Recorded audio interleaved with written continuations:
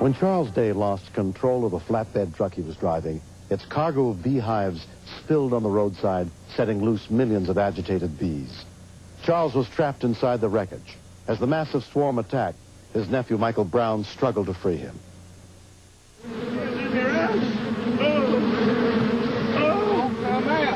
It was stinging me behind my ears, it was down in my shoes, all under my shirt, in my hair.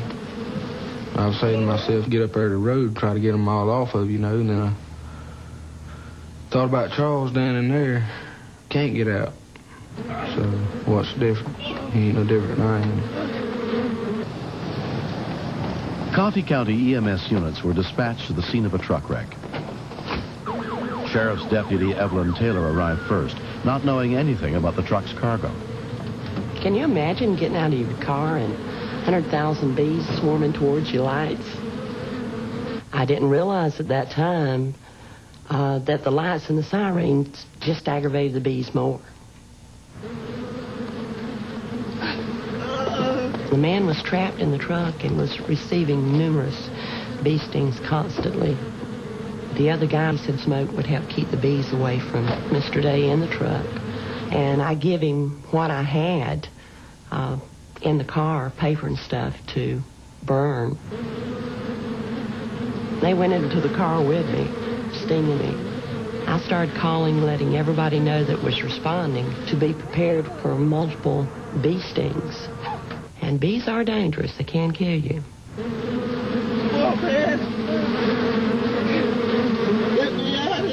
Started smoking it, and it wasn't helping none. There was too many, and they was all mad. Within 6 minutes of the call, paramedic Henry Lewis and EMT Johnny Knight arrived on the scene. It was like any other wreck at first. The only thing that was different is the fact that he had 15 million honeybees in the back of it. The first problem is the fact that he was pinned in. To me, when he was down there for 5 minutes, he was down there too long.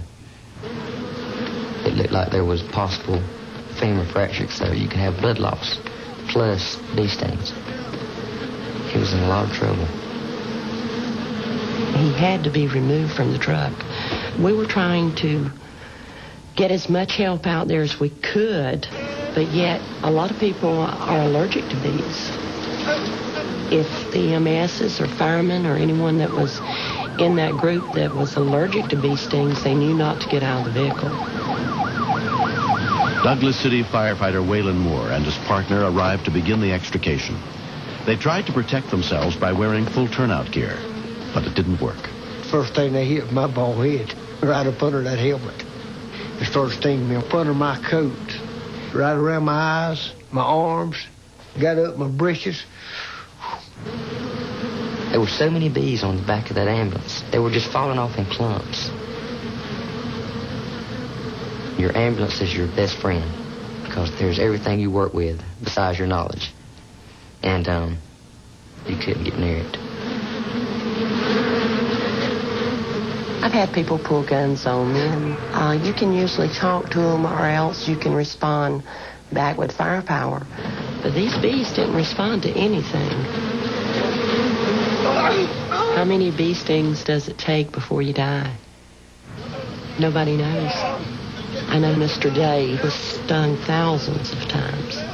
It ran through our minds several times to get the surgeon out there and just amputate his leg, to get him out. It's better to lose a leg than to lose his life. By the time a second medic unit approached the scene, they knew to turn off their lights and siren. One paramedic who was allergic to bee stings stayed inside the ambulance, while his partner, Lamar Douglas, went to help. Lamar was all gung-ho, ready to go down there. It didn't matter if it was bees or not. And I asked him just for his safety. I said, "Are you allergic to bees, Lamar?" He says, "I don't think so."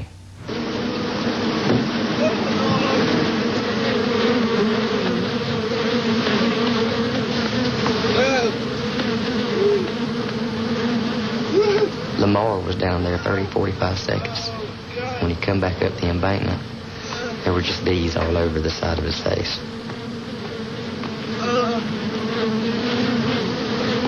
He was flush red, couldn't talk. His eyes were kind of rolled up in his head. He was in severe anaphylactic shock. The most severe one I've ever seen. It scared me because I've worked with Lamar. I was scared that the airway will close, and that's the worst complication. Once it closes, it's hard to open it back up. He wasn't even on the scene for 5 minutes, and he was already the worst patient.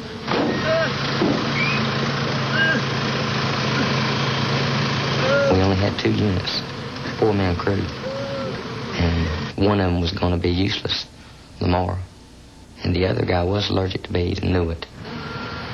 People were pulling up to the accident site, and if you have people start going into reactions out there, you're going to have a disaster. Mr. Day's father arrived. He went down to the bee truck and helped with them. I was thinking they wouldn't be able to get him out before he was dead. All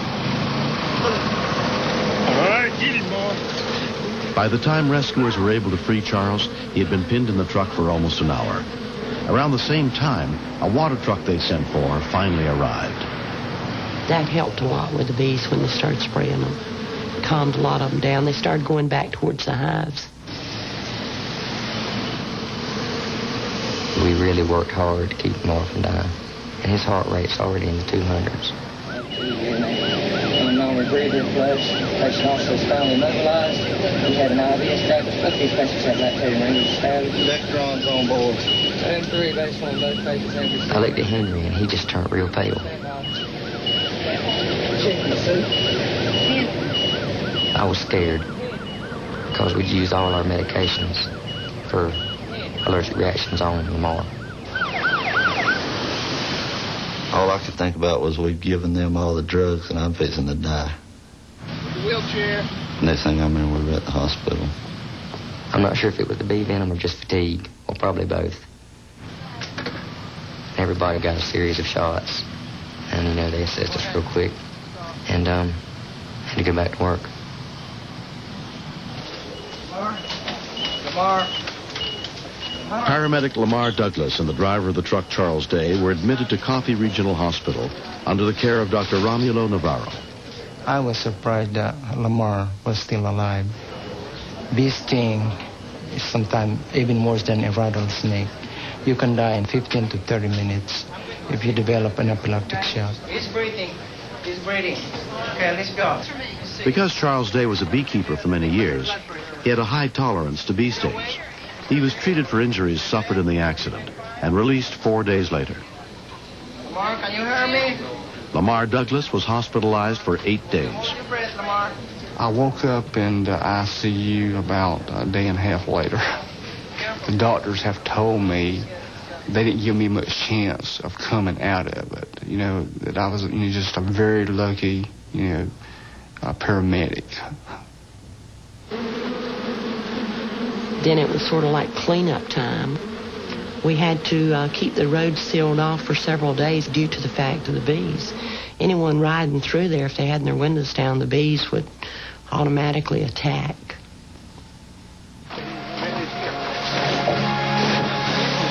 In the 3 years that have passed, there have been a lot of changes in Charles Day's life.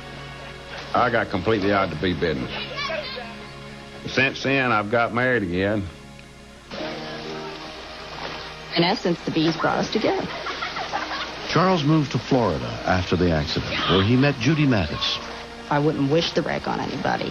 If he hadn't had that and wasn't down here, I never would have met him. I might not be married. I might not be as happy as I am. You want to take the billfold out before you go? Come on, John. It just makes me think a little different about everything. Be a little more careful. Help other people a little more. Everybody that was out there went through a lot that night trying to help get me out. And I'd like to say thanks to all of them. Okay. Here comes Paramedic Lamar Douglas developed encephalitis as a complication of his allergic reaction to the bee stings and was unable to return to work for 2 months. Right now, personally, I just try to stay away from them. I carry extra, medications to help me out in case I get into another situation like that. But I'm just very cautious. I don't run into scenes as fast as I used to. Anything that would fly and make a buzzing sound didn't agree with me for a good while. Having bees all over you is not a good feeling unless you're a beekeeper. And I'm a deputy sheriff, not a beekeeper. I think I'll stick to my profession. We cannot do the patient any good if we become patients. But I really don't know how we could have prepared for it. I don't know if you can. I mean, how many times does a bee truck turn over?